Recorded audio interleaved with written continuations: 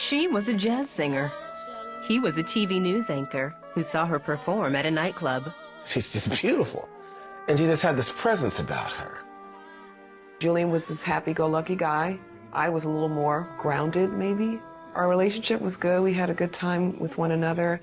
We just spent a lot of time hanging out and enjoying life. Hey, honey, I'm home. Julian and Barbara married 3 years after they met. That's when Barbara found out what they didn't have in common.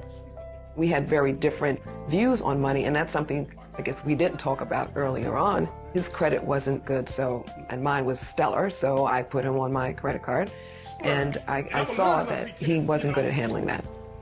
My passion always was being a reporter, producer, news person, and the money in that field followed it.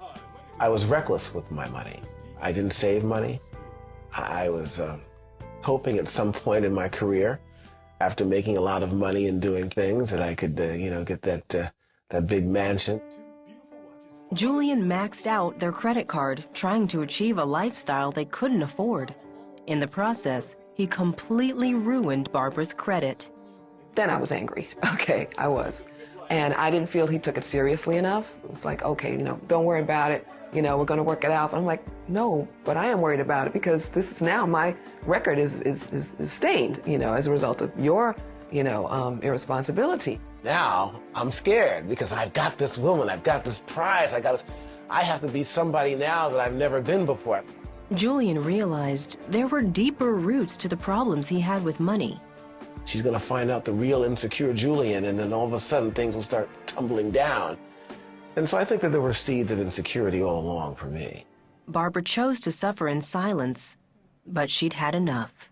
I think that I should have taken more control and said more of what I felt. I held a lot in, and I think, that's where the resentment came from.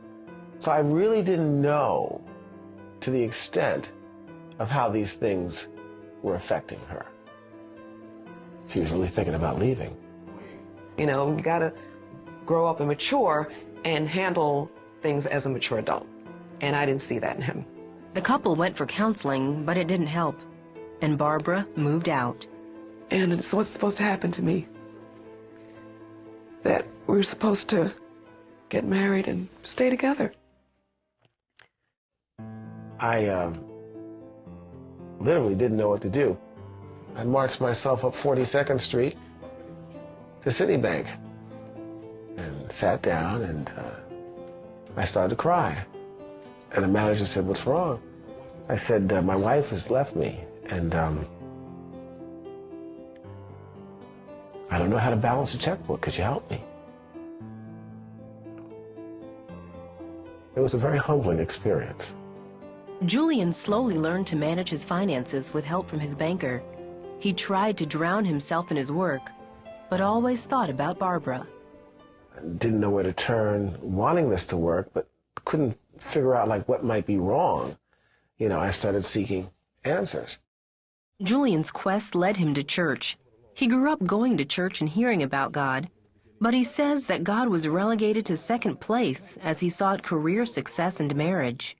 Julian was regularly mentored by his pastor and began to pray for his marriage to be saved. He and Barbara maintained a cordial friendship, and he invited her to his new church. It touched me in a very personal way, but I knew that it was about giving your life to Christ and changing how you live and developing a personal relationship with him. From that point on, my life has been different.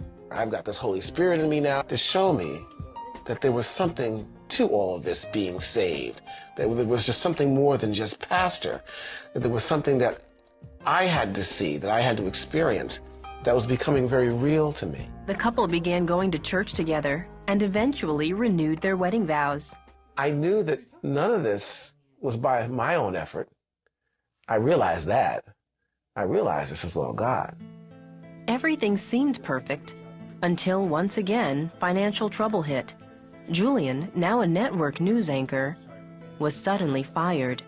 The Phillips were behind on bills, their car repossessed, and there was a pending foreclosure on their home. But this time, rather than sinking into despair, the couple turned to God and each other. I was completely confident that somehow we're going to make this work. The fight, though, still becomes a fight of faith because we're waiting to see how God is going to manifest.